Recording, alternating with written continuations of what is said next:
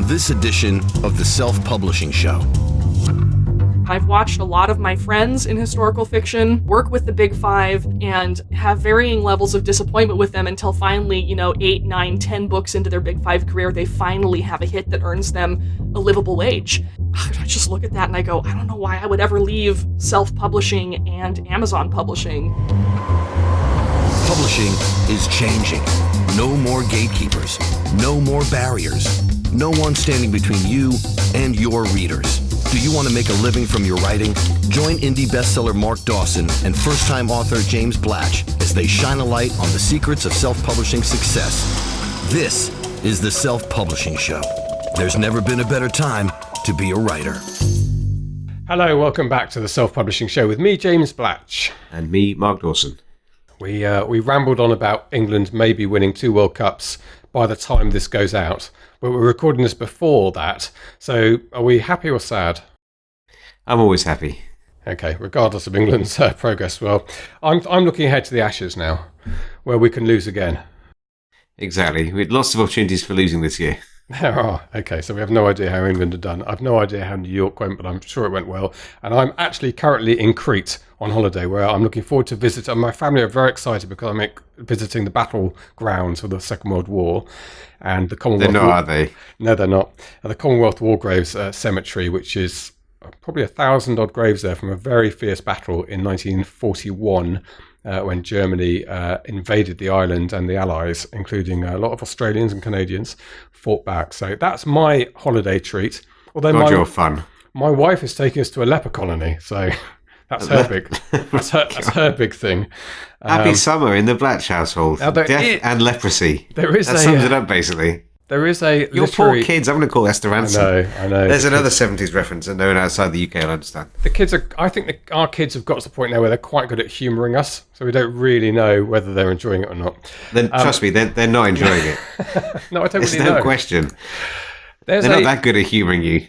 Either that, you don't pay attention to them, or maybe they are tremendously good actor and actress. But I'm pretty sure they're not going to enjoy the leper colony. They're teenagers. I have to pay attention to them.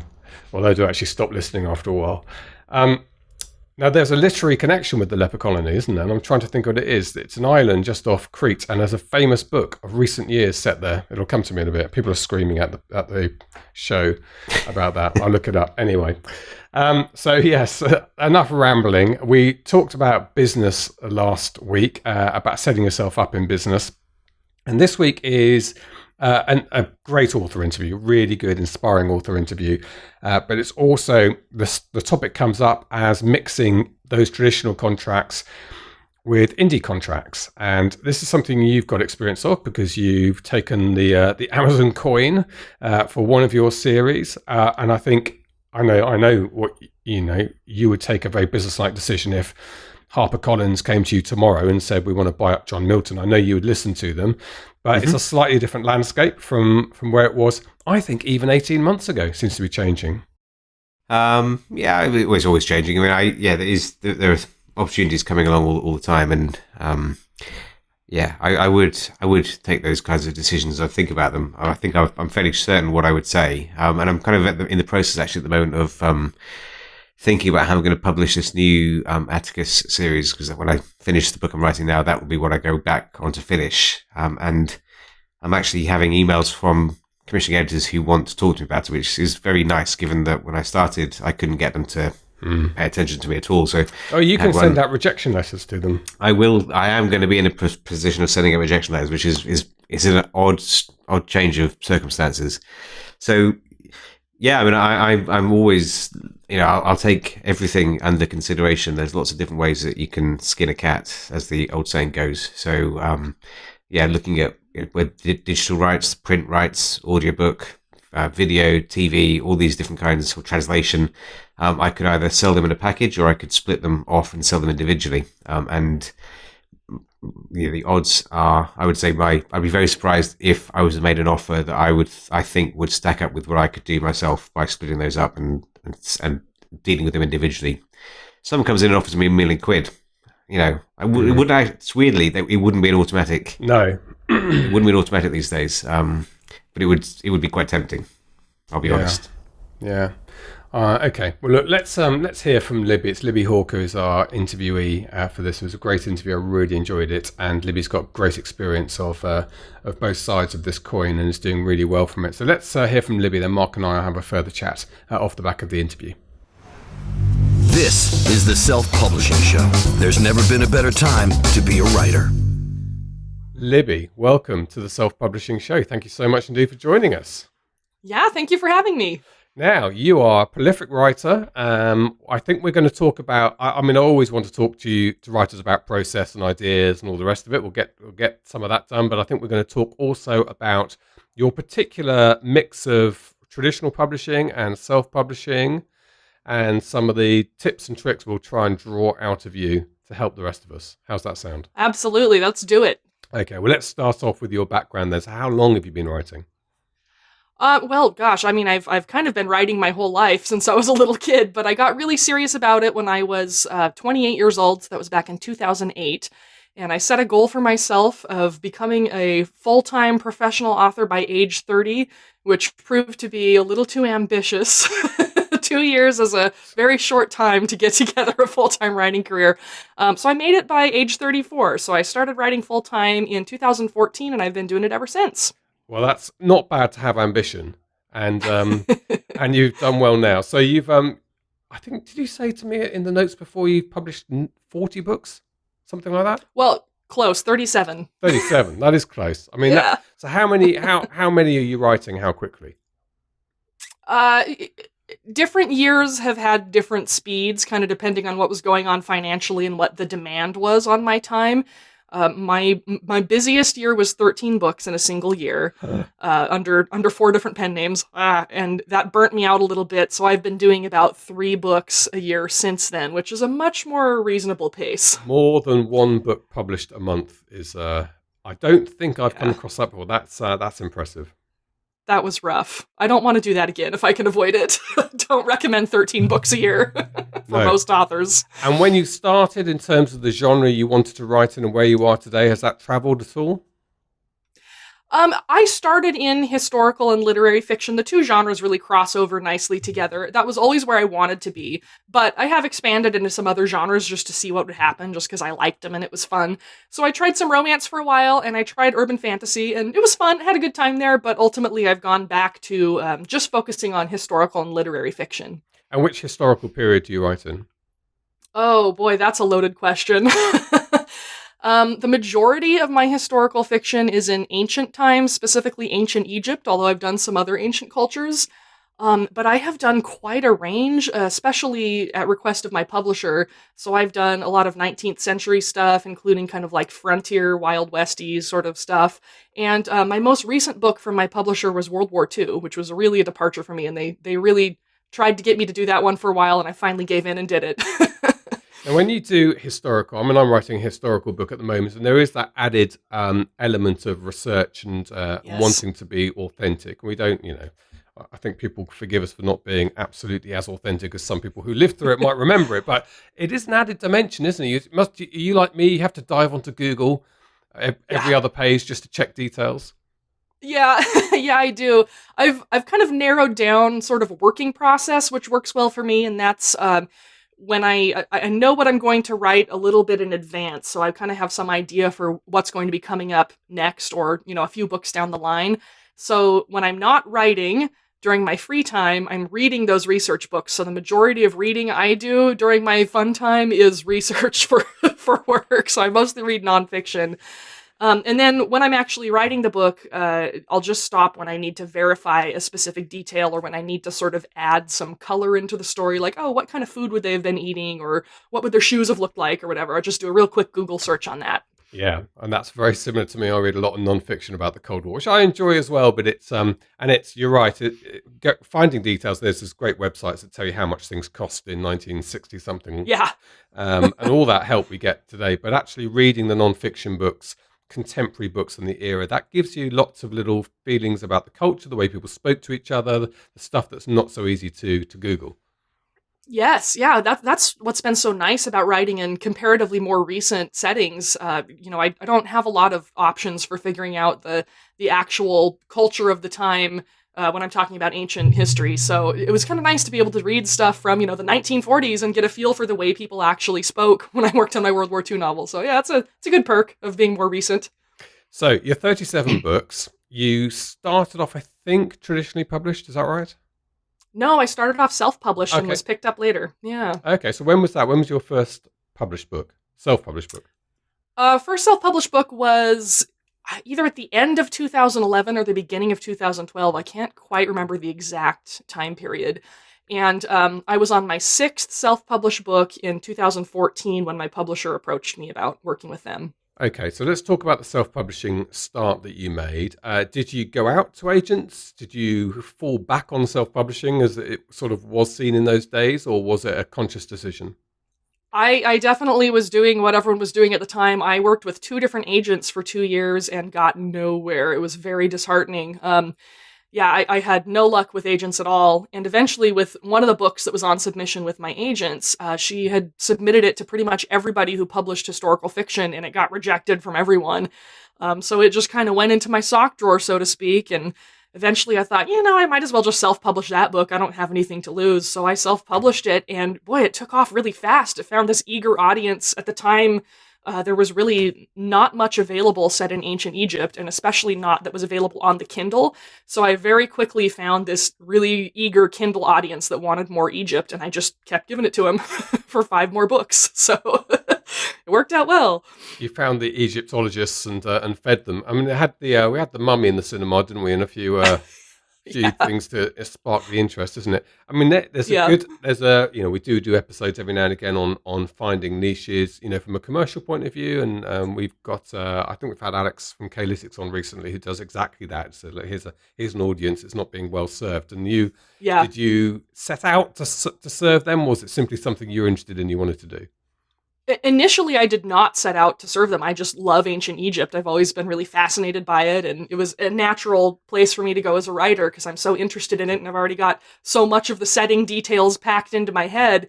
But once I realized there was an audience for that setting specifically, I was like, okay, here comes more Egypt. I just kept writing more. So I've now done 10 novels set in ancient Egypt, all of them self-published, and I have an 11th through 15th coming out in the upcoming months. Wow.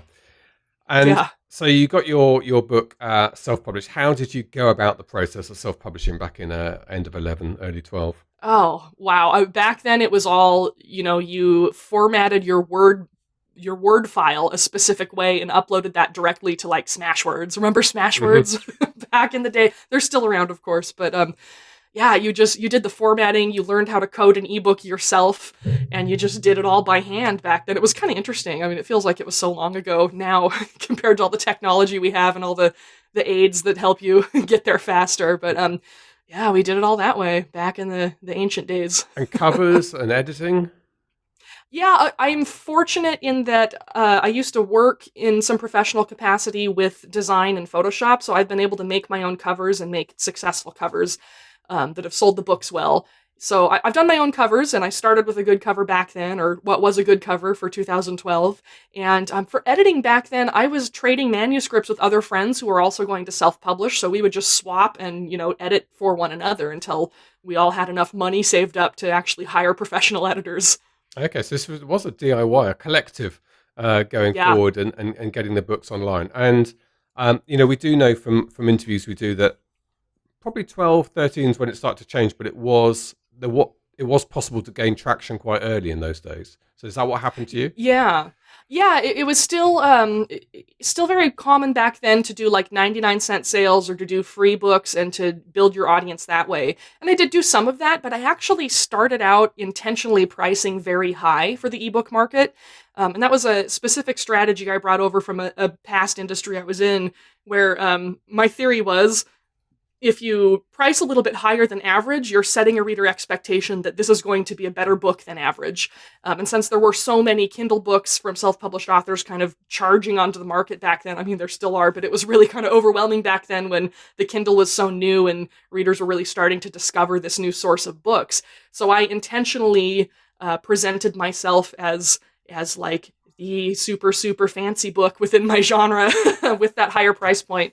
And it did seem to work. I didn't sell as many books as some other people, but I made more money per sale. And what was really important to me at the time is I built up this really strong base of really good reviews on that book, because there's this, kind of quirk of human psychology that if you pay more for something, you're going to expect it to be better. And then if it does live up to those expectations, you're going to be super psyched about how good it was and spread the word about the great deal you got. So it worked. Yeah, that's a really good tip. And there's a whole world of pricing to discuss, which is quite complicated. But yeah, I mean, definitely in other industries. I mean, I've run a couple of businesses where we buy in services, and on more than one occasion, I've looked at the offerings and thought, I'm not going with you, and that's not expensive enough. There's something wrong. It's too cheap. So you just dismiss that and you go with somebody you think, well, I'm going to get, and you're right. And that does kind of work in your mind. So you realize once you've been told, we're very suggestible, basically, aren't we? Once you've been told this is a quality product, depending on your personality type, you'll go with that. Okay, so that was good. Yeah. So you got traction, your little pricing strategy worked, and you were off to the races at this point. Were you earning income elsewhere? You said you worked in design. Yeah, I was still working at my day jobs up until June of 2014, I think was what it was. So I had about 2 years of self-publishing and earning pretty good money from that until I felt comfortable actually switching over and doing it full time. I started earning enough to fully replace my day job income pretty quickly into the self-publishing game. I think it was about 6 to 9 months. Where I was earning as much or more than I made at my job every month. But I wanted to wait until I kind of, had a little bit of a safety net built up and sort of had a good strategy for what I was going to do with future books before I pulled the ripcord and went full time. So I did. Very sensible. And when you first made that move then which is a great liberating moment in anyone's life, to do that and suddenly become your own boss, it's a bit unsettling as well. At the first, but was that the point at which you then went hell for leather in writing books? I think I was already kind of hell for leather with it. I was really every day I would come home for work and I would write until bedtime. And then weekends I did nothing but write. It was kind of a drag sometimes because I really had no social life during those 2 years while I was trying to get to the point where I could do it full time. But yeah, I just kept that same momentum going when I started doing it full time. It was the same thing. I had set hours every day during which I would write, and I would just write that whole time and do nothing else. I think it was 4-hour blocks. And it worked out pretty well. I powered through that 6th novel, which was Tidewater, the one that got picked up by my traditional publisher. I wrote that book, which was 160,000 words, in about 4 months. And that was split between, so the first 2 months of writing that book was while I was still working full-time at another job, and then the final 2 months was finishing the book as a full-time writer. So it was an interesting adventure with Tidewater. Yeah, okay. What were you doing marketing-wise with your self-published books in those first few years? Email list? Yeah, I do have a mailing list, and that definitely helped back then and still helps now. But I found what still works best for me is what was working back then was to do what David Gauguin calls price pulsing, where I temporarily lower the price on some things, and then I advertise that price drop in a variety of different ways and just make it a short-term thing and then bring it back up to full price. So that's always kind of been my strategy. It continues to work for me in my genre, so I keep doing it for as long as it works. So you were doing well, as you say, you quit your job, and then, as you've alluded to this, Amazon knocked on your door. Yes. Tell us about that bit. That must have been a great validating moment for you. Oh yeah, it was really fun. And actually I had 4 different publishers contact me at pretty much within the same couple of week period. And at that point I really wasn't interested in working with publishers at all anymore. I was like, I'm really kind of all in with the self-publishing thing. It's going really well. I don't think I want to do it. But this one particular editor from Lake Union, which is an imprint of Amazon Publishing, she was pretty persistent. She was like, I really want to work with you. We're not going to interfere with your self-publishing. We're going to make sure you can still do that. And she said, just take a look at the contract and see what you think. So I was like, okay, I will. I looked over the contract and I was really impressed with how different their terms were from those I'd seen from other publishers. So I was really leaning heavily toward it, but I think she contacted me in August of 2014, and I didn't agree and sign the contract for Tidewater until like late October. I was really reluctant. I was like, I don't know if I want to do this. So I am really glad I did. Ultimately, it was a great decision. I have loved working with Lake Union. I'm not sure I would love working with other publishers as much, but there are possibilities that I might. So I've learned never to say never in this industry. I used to say there's no way in hell I would ever self-publish either, and now it's my favorite thing. So it was the same kind of thing there, but I was really reluctant initially. I was like, I don't know if I want to risk it. So well, let me drill down into that a little bit. So what was going through your mind, and did you get your spreadsheet out and start projecting into the future? Was it like that? That's exactly what I did. Yeah, I was looking at, what I was currently making from my self-published books, and the fact that I could continue to promote those books myself and continue to get more income out of them month after month. It's not typically something you can do with most traditional publishers. And I really saw that as something that would be very difficult to give up. That control over promotion and the ability to keep a book profitable long term was a huge draw to self-publishing for me. And yeah, once you self-publish, you understand what your copyrights are worth, and it becomes difficult to justify giving some of them up. So I did come up with a strategy, though. I decided that I would keep all series books for myself, and when I would self-publish series books, and that I would give my publisher a chance to say yes or no to any standalones I wrote, because I figured, standalones are a little bit harder to keep that consistent money coming out of. They take a little more work on the promotion end, so I figured, I wouldn't mind selling the copyrights to some of my standalones to a publisher that's really going to promote them well. So that's what I did. So let's use the Amazon algorithm powered by Amazon for the standalones, which is difficult to do, as you say. It is. It's difficult to do, and they're very proprietary about their algorithm, too. A lot of people don't realize this, but the Amazon publishing imprints are a totally separate entity from all the rest of Amazon. Like, we all consider them to be Amazon, but Amazon considers them to be this other thing. So they don't know anything about the algorithms either. They're kind of using past data and best guesses like indie authors are. So, wow. I didn't realize that. Yeah, it's something not a lot of people know unless you've had a chance to really, talk to folks who work for an Amazon publishing imprint and strategize about promotion. They've probably taken Mark's course on how to crack Amazon ads. They may have. I don't know. I bet they get a discount on ads. Now, just a small thing. It's a rather nice resonant tone, but every now and again you hit the microphone and we hear this. Ooh, oh, you know what that is?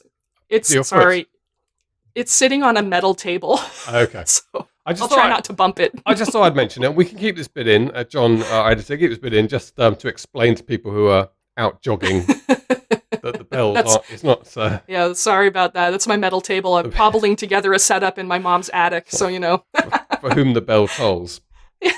Okay, so you had this moment. That's great. And it's interesting to hear your reasoning and that sounds very sensible, the decision you made about the standalones. So at that point, everything you'd written was self-published was safe for you to continue self-publishing.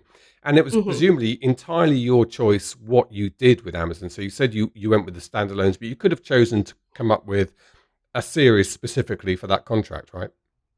I could have, although I talked it over with them and we discussed how they market series, and we kind of decided together that I'm going to be happier if I keep series in my own control. And they've kind of gone back and forth over the years about whether they want to acquire and promote series anyway. They swing a little bit on that pendulum. Sometimes they acquire series and sometimes they just have no interest. But I've been very happy with just sticking to purely standalones for them and keeping my claws sunk into my series. Yeah. And you say you've been happy with the decision you made. So that means commercially it's worked out for you. It's worked out staggeringly well for me. So, okay. Yeah.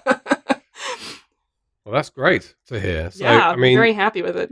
The difference between 70% and obviously it's a confidential contract you sign with Amazon, but it's not going to be 70%, right?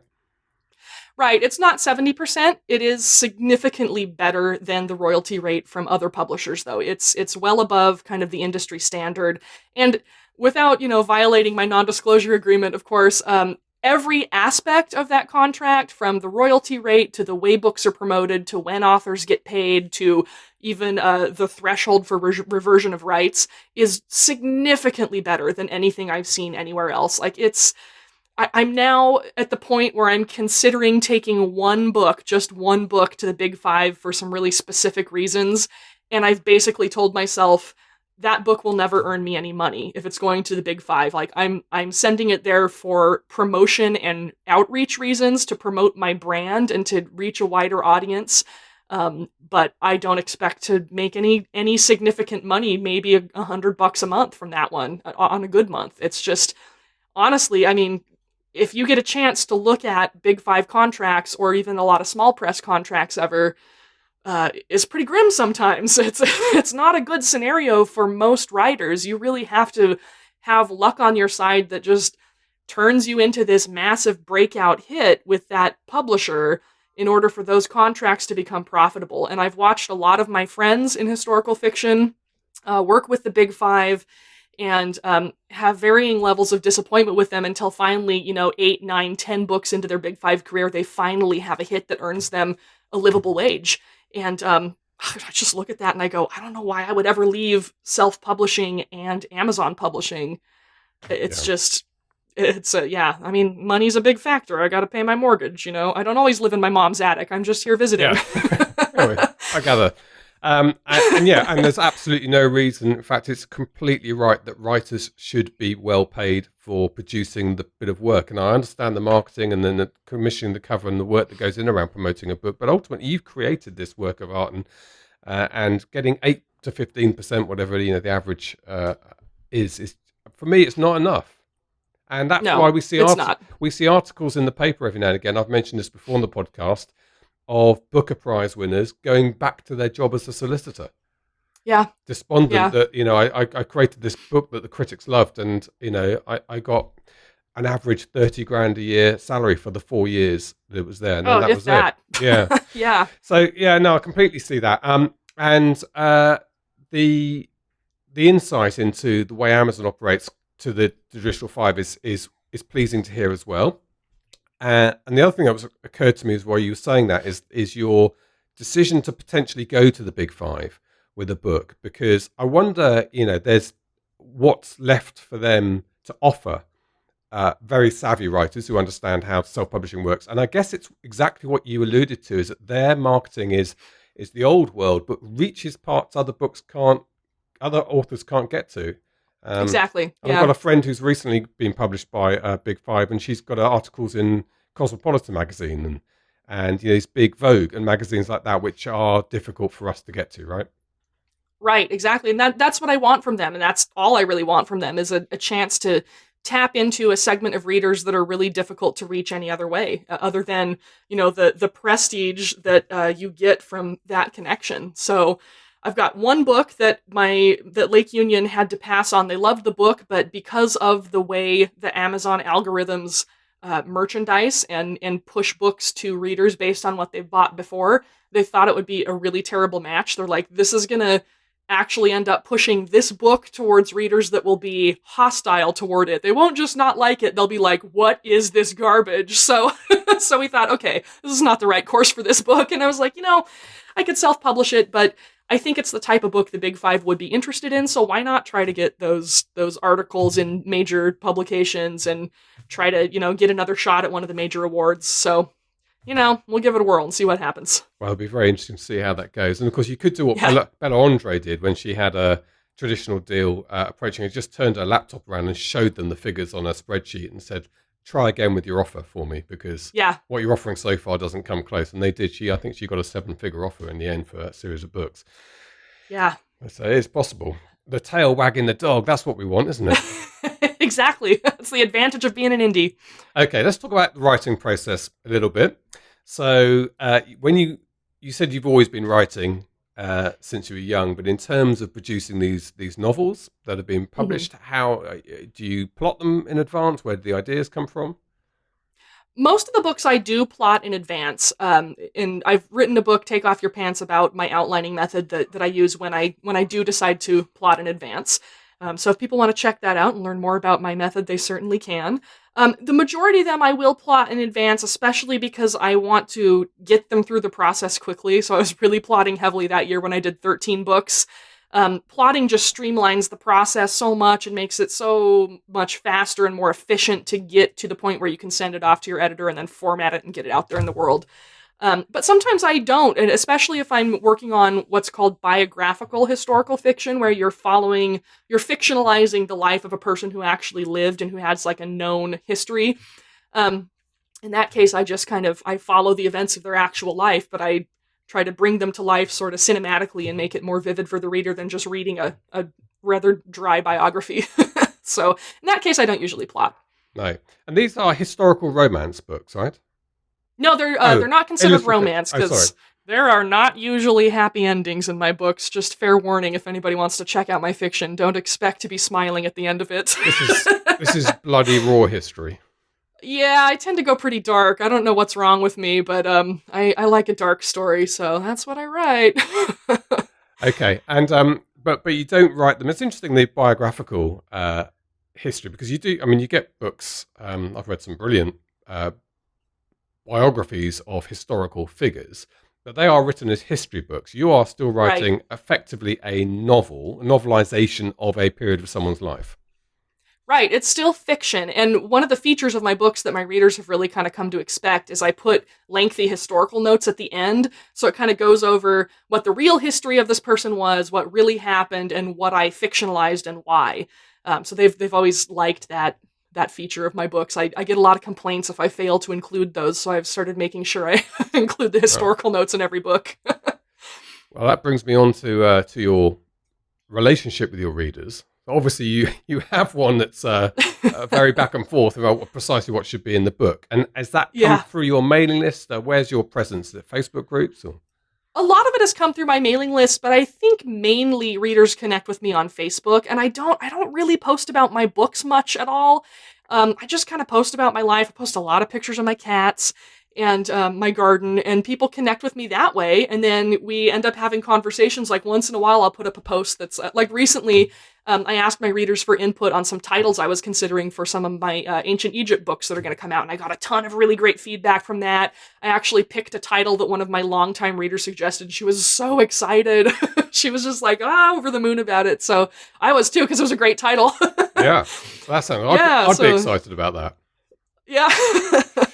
And do you ever put your readers in I suppose they have to be called things like Ramesses or whatever to... you can't put Deirdre into an Egyptian book, can you? No, I haven't so far, but maybe someday. Maybe I will. Maybe they'll have a cat called Deirdre. Yeah. Good. So you have that relation, and that's important to you. And it's no question that the best authors we speak to talk about the feedback they get from readers. And I know some authors are wary of that, particularly traditionally published authors who don't get to meet their readers are slightly wary. Maybe the wide-eyed ones who come up to them at conferences is their experience. But with indies, it's a much closer relationship and a very important. You would suggest it was an important part of your writing process? Yeah, I think it is. I'm always, whenever I'm writing, I'm always very aware that someone's going to be on the other end of that and reading what I produce. And, I want to keep clarity in mind for them. I want to make sure it feels entertaining to me so that hopefully it's going to feel entertaining to my readers. I do sometimes have a few specific readers in mind for certain settings or for certain characters I'm working with because I know they're really big fans of that, or they have a lot of professional expertise. Like a couple of Egyptologists have enjoyed my book, so I always think about what are they going to think if I, represent it this way? So yeah, I keep my readers in mind, and I have a lot of conversations with my readers. They're real people to me, and of course they are. They're literally real people, but yeah. But I do think about them as I'm writing, and I do my best to deliver something I know they're going to enjoy. Yeah, that's great, and this is what the corporations do with personas, they call them, isn't it? If you run a retail shop, you create these personas and you create products specifically for them and market them, and it's a clever way of doing it. It just happens these are real people for you. Yeah, exactly. As you say, you treat your readers like real people, which, as it turns out, they are. So yeah, imagine that. We haven't got to the stage of having a Libby con yet.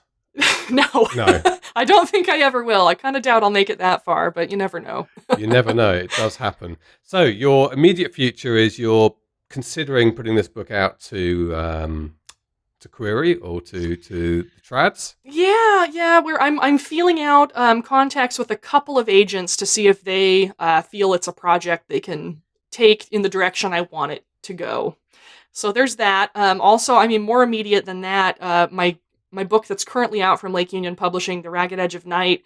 I've got my subsidiary rights agent working on selling film, like streaming, like for a series to Netflix or Amazon Studios for that.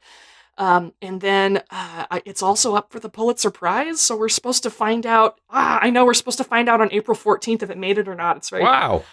A lot of really incredible books are up for the same award this year, so I don't know if it even has a snowball's chance in hell, but it's very exciting to have it nominated and to have it going in that direction. So my fingers are crossed. It's prestigious. Yeah, it's a good thing my publishers finally talked me into writing World War II fiction, because it turned out to be a good match for my style.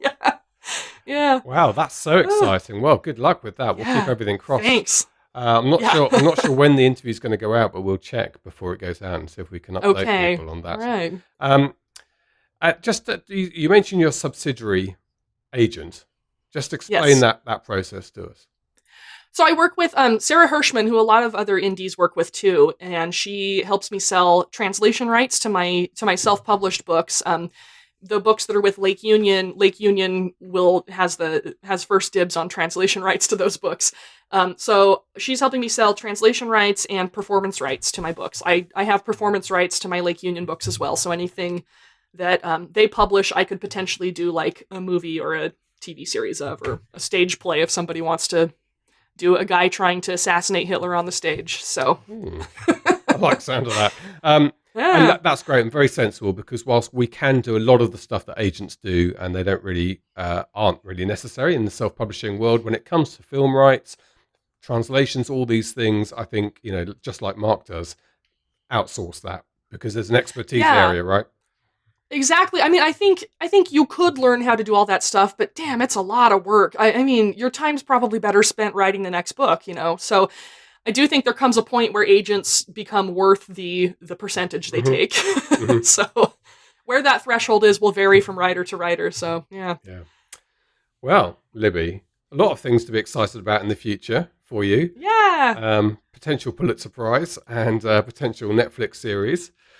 Who knows where we'll be in a year's time? Maybe you won't be in your mum's attic anymore. Well, I'm already not. I'm just here because I'm visiting. I live on San Juan Island, and I came over to the mainland because I have to go underwear shopping. So sounds like a good reason reason to do that. Come to mainland Washington, and we can see the cats have made an appearance at various points in at least one cat. Yeah. Good. Well, thank you so much. And I think what's been fascinating is hearing how you made your decisions about self-publishing and Amazon publishing and traditional publishing, because they are basically three separate areas. So they are a true hybrid in that sense. And the reasoning, I think, is what we've got out of this interview. So it's great. Great. Well, I'm glad to have been helpful to someone out there. This is the Self-Publishing Show. There's never been a better time to be a writer.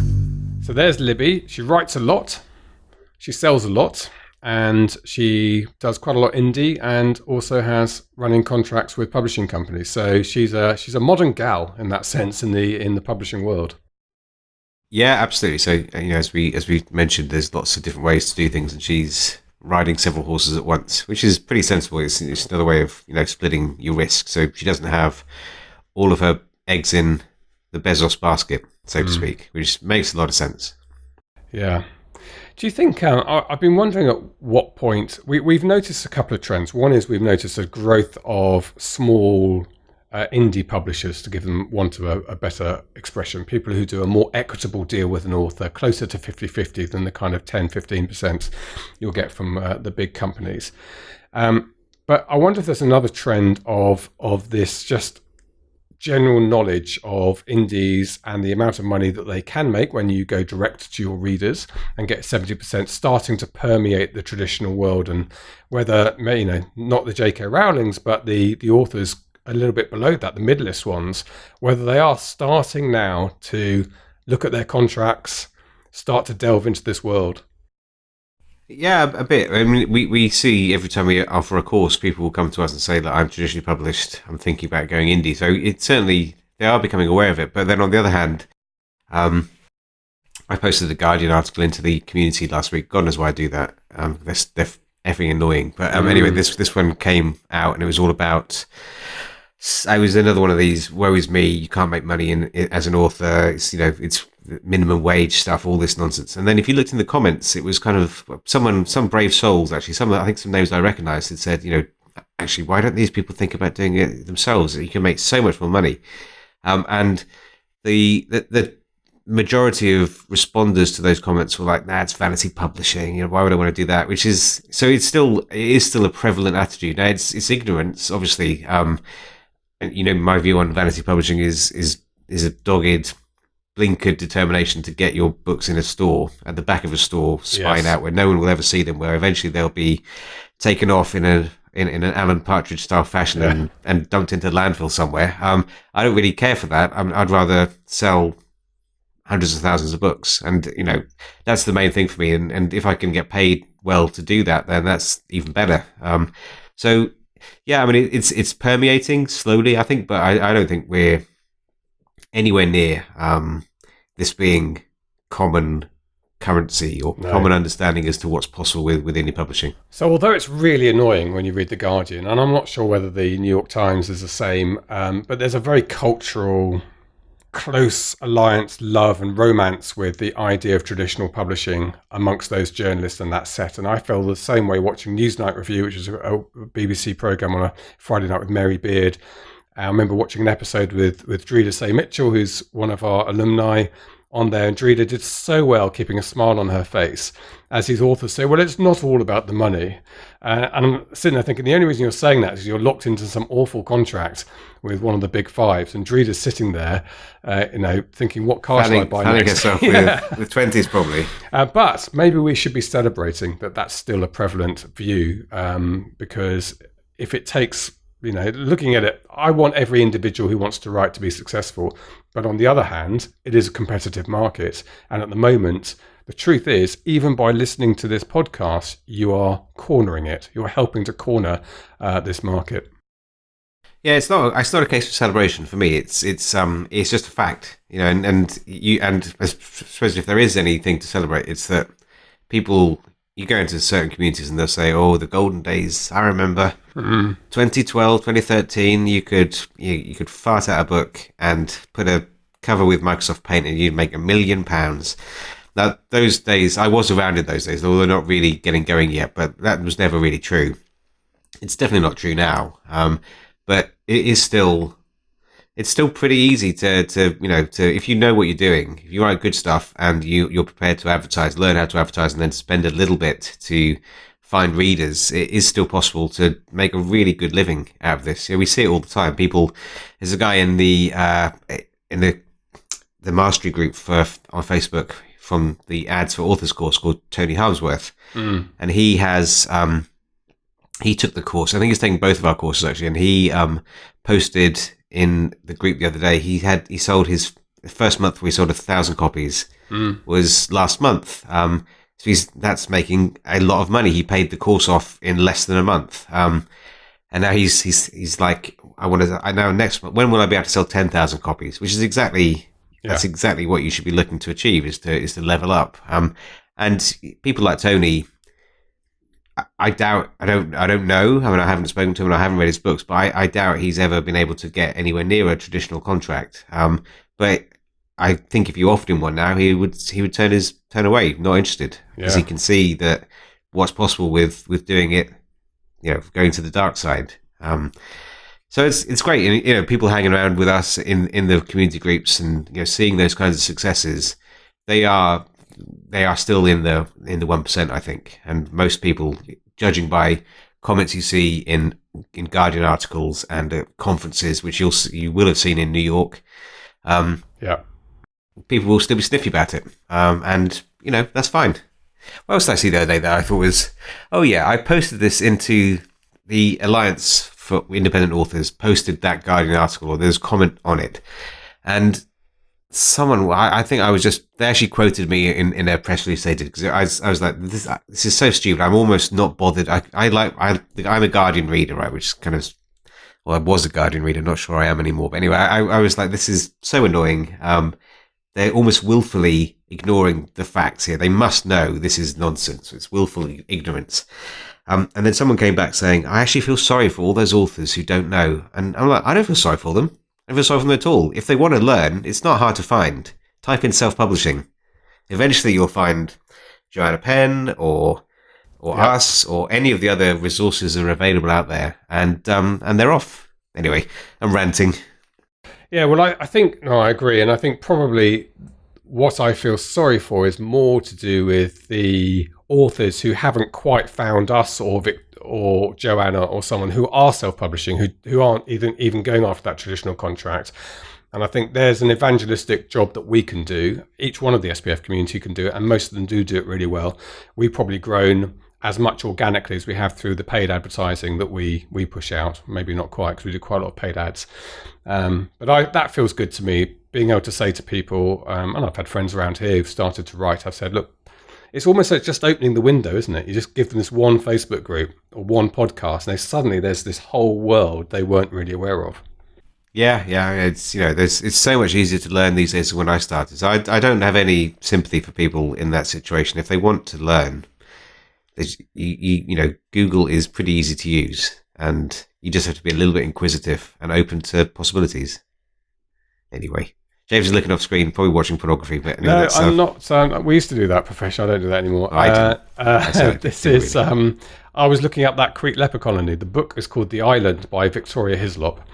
And I think it was one of those books that lots of people read when it came out a couple of years ago. And no one's reading. No, I think it did very well. Although I'm almost certain it was traditionally published, being Victoria. So well that I haven't heard of it. Oh, you haven't heard of it? You heard of Victoria Hislop? Vaguely. I don't know. Is she connected to Ian Hislop? I think she's his wife. Oh, right. Okay. Yeah, but I'm not 100% on that. I can't see the Wikipedia entry in a very modern, non-patriarchal way doesn't mention who she's married to.